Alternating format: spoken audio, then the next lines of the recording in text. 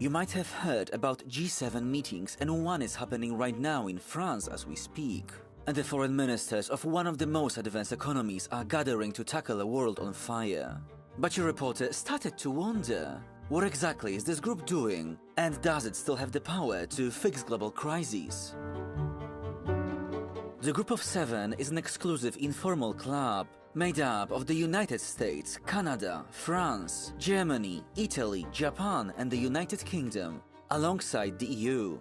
And they have immense economic gravity.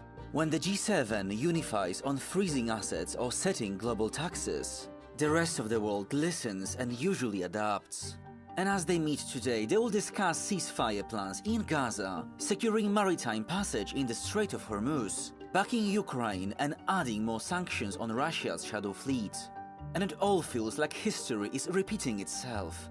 After all, the G7 was created on the French initiative, following the 1970s oil crisis. And it all sounds nice, but you might be wondering, does it actually have power? And the answer depends on how we define it. The G7 cannot pass binding international laws, and it has no combined military. Every pledge relies entirely on leaders keeping their promises back home.